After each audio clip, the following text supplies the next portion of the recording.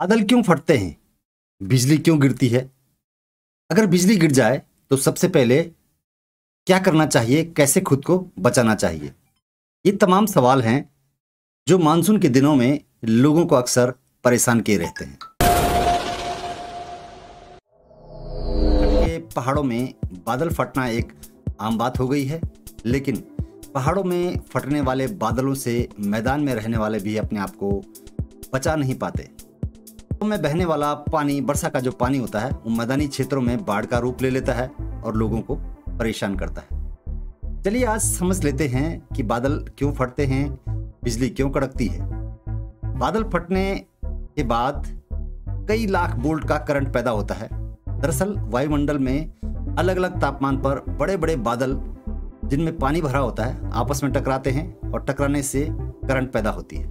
इनमें एक बड़ी तादाद में करंट पैदा होने से पानी बड़ी तेजी से बरसता है और एक ही स्थान पर बड़ी मात्रा में गिरने वाले पानी को ही बादल फटना कहते हैं। बादल फटने के दौरान जो करंट पैदा होती है, इससे बचने के लिए कभी भी पानी वाले स्थान पर घास और पेड़ों के आसपास नहीं छिपना चाहिए। यदि आप अपने घर के अंदर हैं अथवा अपनी कार के अंदर हैं अथवा आसमान में हवाई जहाज के ऊपर भी हैं, तब भी आप आसमानी बिजली से सुरक्षित हैं, क्योंकि बिजली कभी किसी वस्तु के अंदर नहीं घुसती अथवा किसी को तोड़कर अंदर नहीं घुसती। वो तो सिर्फ एक करंट है। बिजली गिरने के बाद सुचालक वस्तुओं को, जिसमें इलेक्ट्रॉन्स का मूवमेंट होता है, उसको बिजली ढूंढती है और सुचालक जो चीजें होंगी उन पर अक्सर बिजली गिर जाया करती है।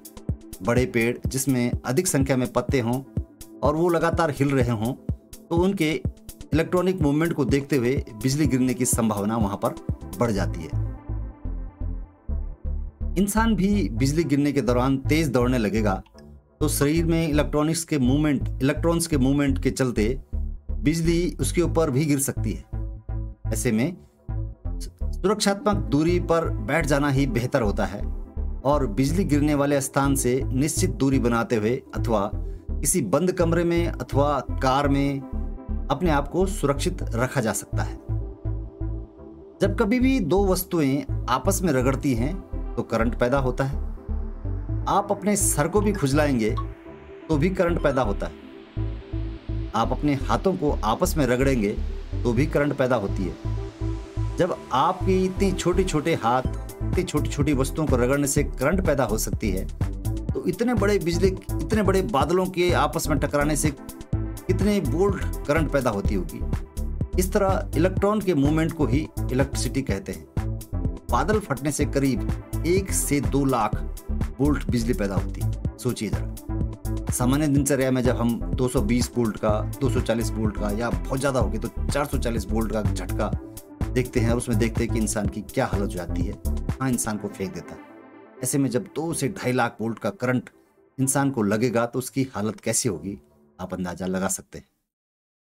बिजली गिरते समय कभी भी इंसान को तेज मूवमेंट नहीं करना चाहिए, क्योंकि मूवमेंट करने से आपके शरीर में इलेक्ट्रॉन्स भी गतिमान हो जाते हैं और ऊपर से गिरती हुई बिजली इलेक्ट्रॉन्स की तरफ ही ज़्यादा आकर्षित होती है।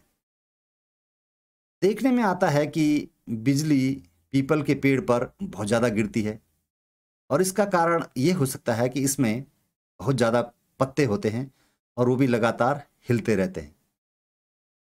इससे इसमें इलेक्ट्रॉन्स का मूवमेंट बहुत ज़्यादा होता है और आपको पता है कि बिजली इलेक्ट्रॉन्स की तरफ ही आकर्षित होती है। आपके घर के ऊपर यदि मोबाइल टावर है तो चिंता की कोई बात नहीं है, क्योंकि टावर के ऊपर अधिक तड़ी चालक लगा हुआ है। हालांकि उसके ऊपर इलेक्ट्रॉन्स का मूवमेंट ज़्यादा होता है, लेकिन जो तड़ी चालक लगा होता है वो सारी बिजली को जमीन के अंदर भेज देता है। गांव में आपने देखा होगा कि गाय और भैंस के ऊपर भी अक्सर बिजली गिर जाती है, क्योंकि ये पशु बड़ी तादाद में पानी पीते हैं और ये पानी भी बिजली को अपनी तरफ आकर्षित करता है, जैसे इलेक्ट्रॉन्स को करता है। इसी तरह से ट्रांसफार्मर के आसपास भी बिजली गिरने की संभावना ज़्यादा होती है। दरअसल बिजली भी एक तरह का करंट ही होता है।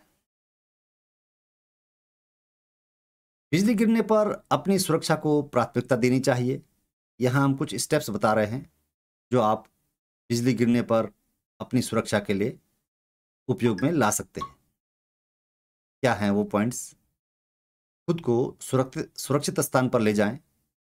अगर आप बाहर हैं तो तुरंत खुद को खतरे से दूर ले जाएं। किसी छत के नीचे, बंद कमरे में या किसी वाहन में अपने आप को सुरक्षित कीजिएगा। विद्युतीय उपकरणों का उपयोग इस समय बिल्कुल न करें। बिजली